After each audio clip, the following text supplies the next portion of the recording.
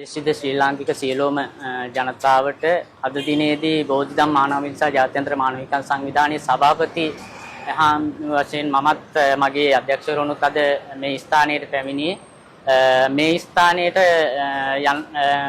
එන පිරිස අපේ සංවිධානයට වාචිකව ඇවිදින් මට තොරතුරු ලබා දීලා තියෙනවා මේ ස්ථානයේ සනීප ආරක්ෂාව සම්බන්ධයෙන් සහ මේ වාතාශ්‍රය ලබා ගැනීම. එතකොට අද අපි ඇවිදින් මේ විසිට් එකක් ආවේ ඇතුළේ නිරීක්ෂණය කරන්න. නමුත් මේ ඇතුළෙන් ඒ ස්ථානයෙන් කතා කරපු නිලධාරීන්ට දැනුවත් කරලා තියෙනවා මට කතා කරා එක නිලධාරියෙක්. ඇතුළ මේ ස්ථානයේ ඇතුළ කිසිම අවස්ථාවක බලන්න දෙන්නේ නැහැ. බලන්න පුළුවන් මම එතකොට විමසීමක් කරා ශ්‍රී ලංකා මානව හිමිකම් කමිෂන් සභාවට බලන්න දෙන්නේ නැද්ද කියලා. එහෙමත් බලන්න දෙන්නේ නැහැලු.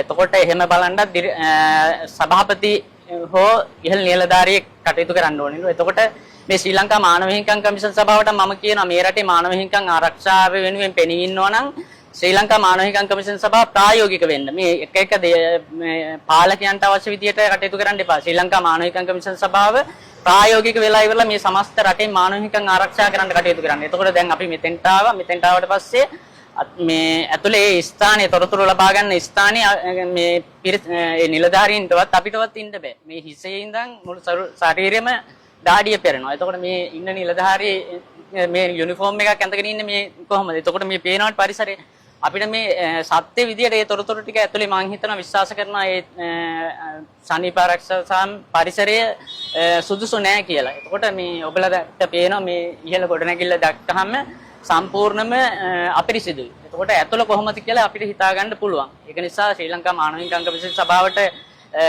තරයේ ප්‍රකාශයක් කරලා ඉල්ලීමක් කරනවා. ඔබලා ඇවිදින් මේ සමස්ත පොලිසිය ඇතුළු බන්ධනාගාර දෙපාර්තමේන්තු මේ වගේ ආයතන මොකද මේ මානසිකත්වයේ තුල කටයුතු කරන්නට ඕනේ. එතකොට සමහර විට මින් ඉදිරියට අපි සම්බන්ධයෙන් තොරතුරු ගන්නවා. එතකොට අපිට තොරතුරු ලැබිච්ච විදිහ අපෙන් විමසීමක් කරා.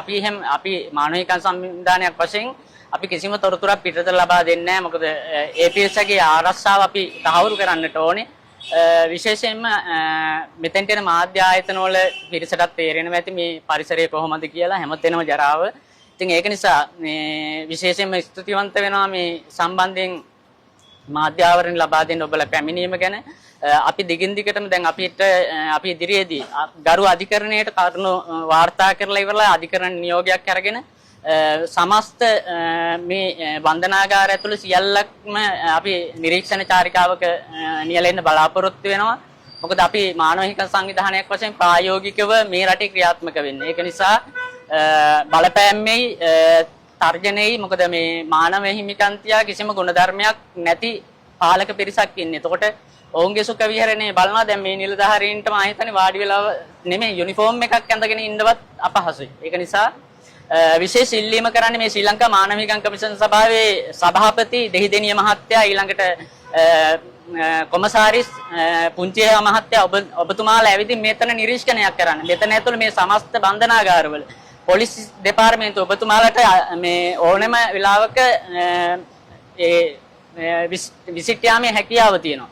ඒක නිසා අපි ශ්‍රී ලංකා මානව හිමිකම් කමිෂන් සභාවත් එක්ක සිජුව කටයුතු කරන්නේ අපේ ව්‍යවස්ථාව ශ්‍රී ලංකා මානව හිමිකම් කමිෂන් එකට පිළිගන්නලා අපි මේ රටේ සමස්ත මානවයා වෙනුවෙන් අපි කටයුතු කරන්නේ. ඒක නිසා මේ වෙලාවේදී සමස්ත රටේ ජනතාවට විශේෂ පණිවිඩයක් ලබා දෙන්න මම මේ වෙලාවේ ඉල්ලීමක් කරන රටේ ජනතාවකින් ඔබලගේ මානව හිමිකම් කඩවීම සම්බන්ධයෙන් අපිට තොරතුරු ලබා දෙන්න කතා කරන්න බෞද්ධම මානව හිමිකම් සංවිධානයේට 074 16 500ට කතා කරලා ඔබේ මානව හිමිකම් කඩවීම සම්බන්ධයෙන් තොරතුරු අපිට ලබා දෙන්න. අපි ඔබ වෙනුවෙන් අපේ දිවි හිමියෙන් මේ සටන ක්‍රියාත්මක කරන මේ රටේ මානව හිමිකම් වෙනුවෙන් ඕනෑම වෙලාවක අපි ඔබලගේ මානව හිමිකම් වෙනුවෙන් කැප වෙලා කටයුතු කරනවා.